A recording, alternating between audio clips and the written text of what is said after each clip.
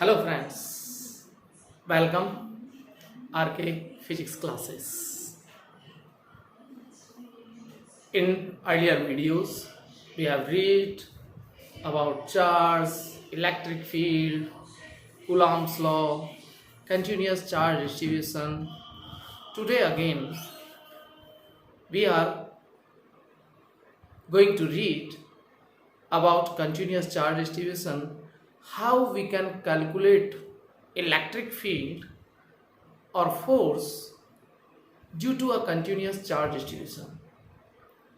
Today we will take example to explain this thing, that how we can calculate electric field as well as force due to a continuous charge distribution.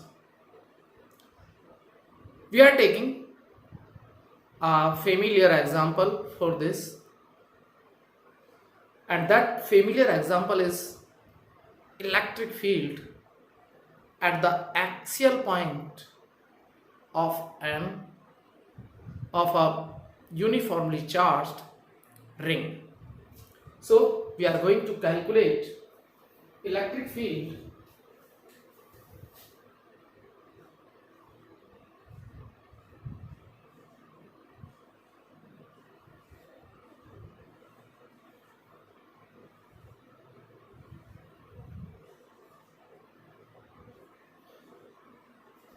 at axial point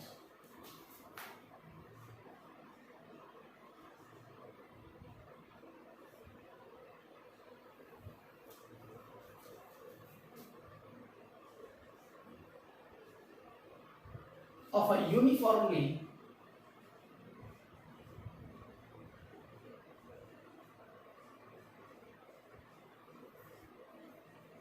charged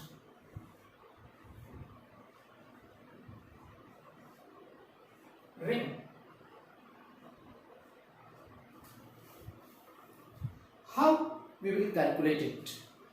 We will calculate using the method which we have explained in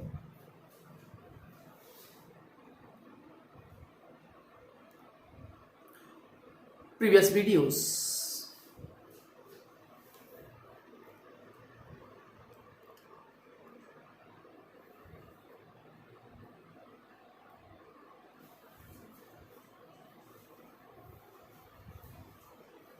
So, to calculate it, let us consider a ring which is placed in YZ plane.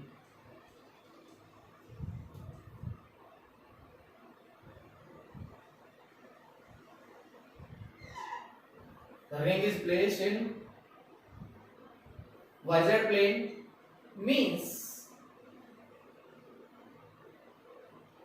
its axis is x-axis.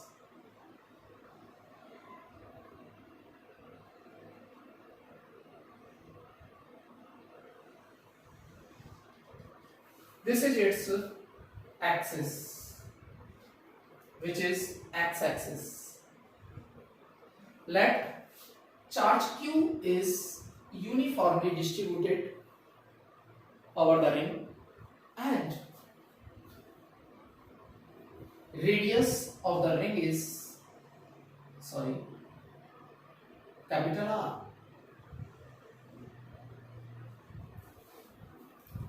Then, as we have discussed earlier, first of all we have to define charge density, and here charge is distributed along the length. So we will define linear charge density. What will be the linear charge density? Linear charge density will be Q upon L, and here L is what? L is circumference of the ring. So linear charge density will be, we can write this and we will use it.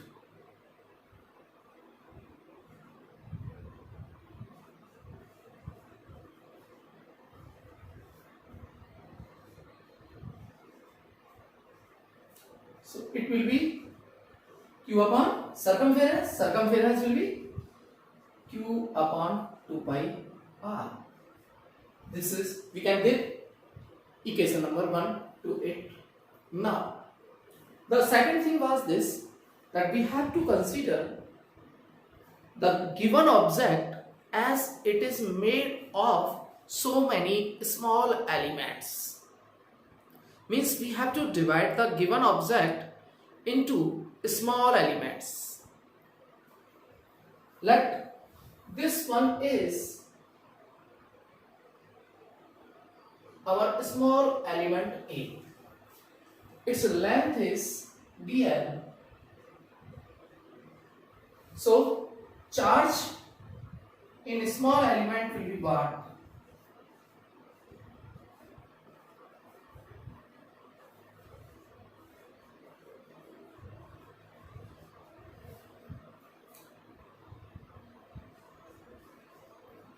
It is lambda into dl. So you can say it is Q dl upon 2 pi r. You can give equation number 2 to this. Now we have to determine electric field at this point, which is at the x distance from the center of ring.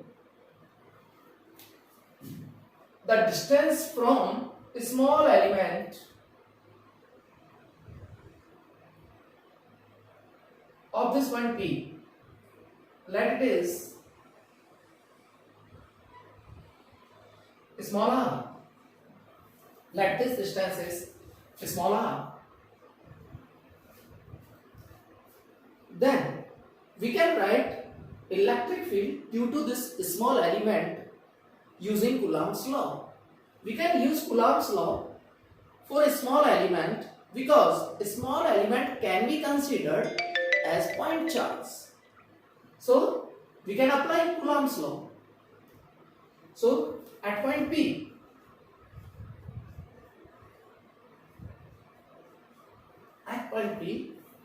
electric field due to a small element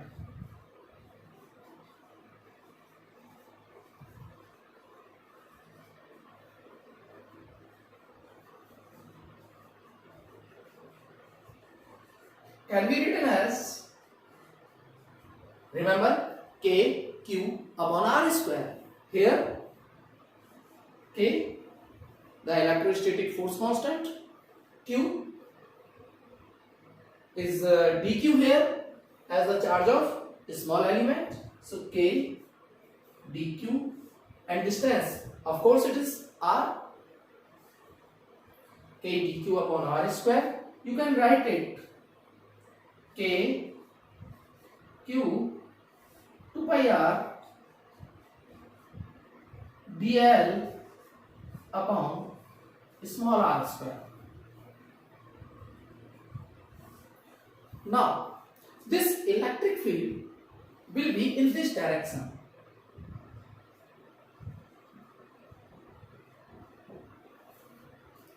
And remember, the principle of superposition said to us that we have to calculate electric field due to all the small elements taken on the object with direction, and then we have to add them all the electric fields with direction. Means we have to do vector sum. To do this means to solve the direction, we are taking one another small element also here, and that is diametrically opposite to already taken small element. So take diametrically opposite one another small element and of equal length. By taking equal length, what will happen? The charge will be same in this small element also. And it is ring and it is placed like this. So this distance of point P from this small element will also be equal to small r. This will be also equal to small r. So the same electric field will produce due to this small element. And you can say, due to each small element of length dl, the equal electric field will produce in magnitude, but directions will be different for each. Here, direction due to small element b is this. Clearly, we can resolve these two electric fields dE1 and dE2. If we will resolve, look at the diagram. If this angle is theta, and this is r, this is x, this is capital R, here it is again capital R, small r x, so this angle will also be equal to theta. This will also be equal to theta, and this angle will also be equal to theta.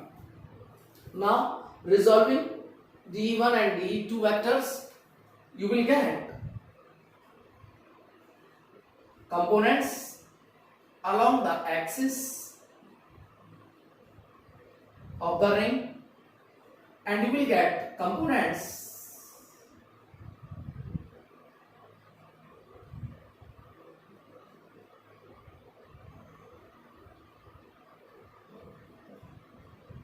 along the perpendicular to the axis of ring, dE2 sin theta and dE1 sin theta.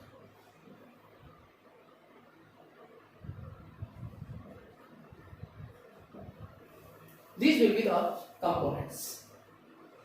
From these components, it is very clear from diagram that the perpendicular components are equal and opposite to each other. Due to these this pair of small elements which are diametrically opposite, as we can divide this whole ring into such type of small elements which are in pair of diametrically opposite elements. So their perpendicular components will be cancelled out, as they will be equal and opposite to each other. Only the components which are along the axis of axis of ring will remain there. Means the electric field at this point P will be equal to sum of all components which are along the axis of the ring. Means net electric field will be equal to a total electric field at point P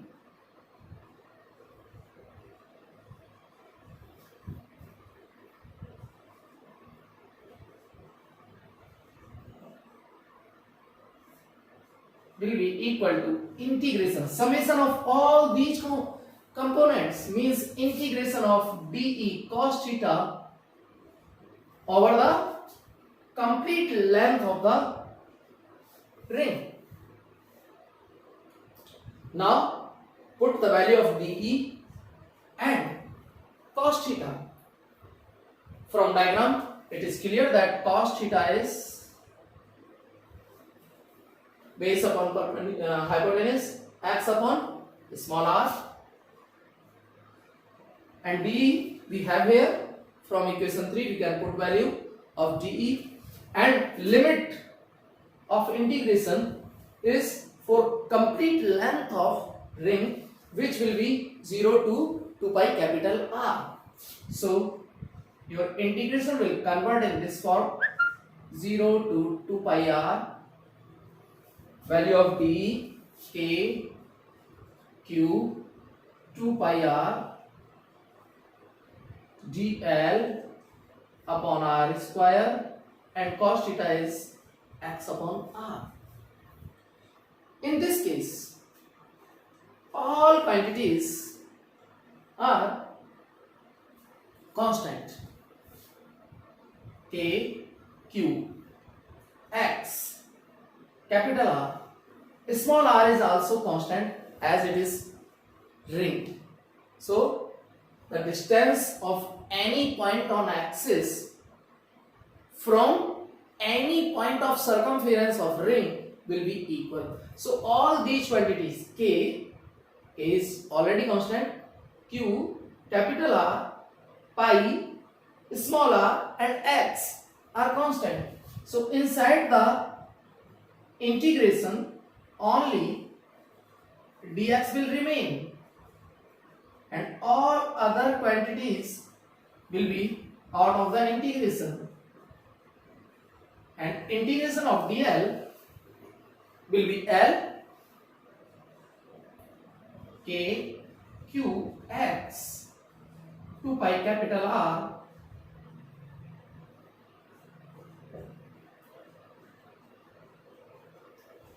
zero to 2 pi r. Now put the value of 2 pi r and of course of small r. Of course of small r. Small r is capital R square plus x square perpendicular square plus base square power half, or you can say root r square plus x square. Small r is capital R square plus x square power half. So put this value here, put the limit. So E will be kqx 2 pi r cap r square plus x square, as here it is 3 and 1 upon 2, so it will become 3 by 2, 2 pi r minus 0, it will be 2 pi r, so it will cancel out by 2 pi r.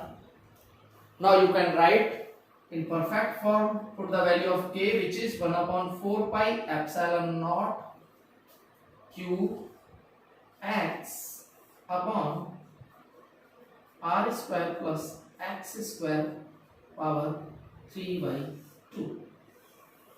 This is our expression for electric field intensity at the point of axis of uniformly charged ring. Now we will compare this expression if we think that this ring is a point charge, then what should be the expression? If this ring can be considered as point charge, then your relation will be E is equal to kq upon x square, or you can say 1 upon 4 pi epsilon naught q upon x square. These two relations, look at these two relations, there is quite difference between these two relations. Why it is? It is because of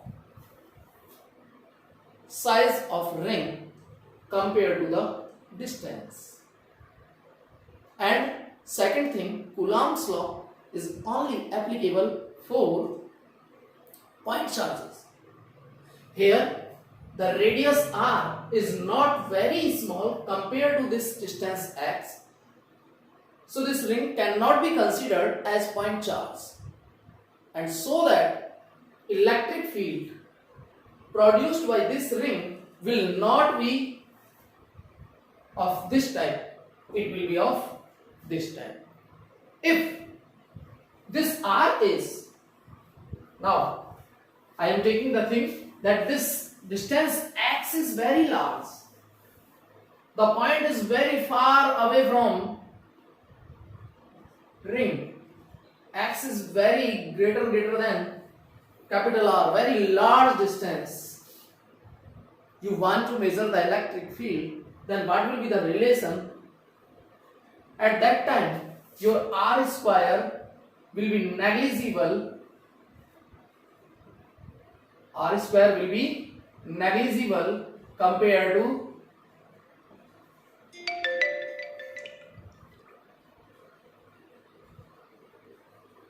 x square. So from this x square, r square will become approximately 0, or you can leave it by neglecting. So the denominator term will remain x cube. So you will have E will be equal to 1 upon 4 pi epsilon naught q x upon x cube. Now match the expressions. What you are getting? The both expressions are same. So one concept is also clear from here. One thing, if the charge cannot be considered as point charge, we can't use Coulomb's law.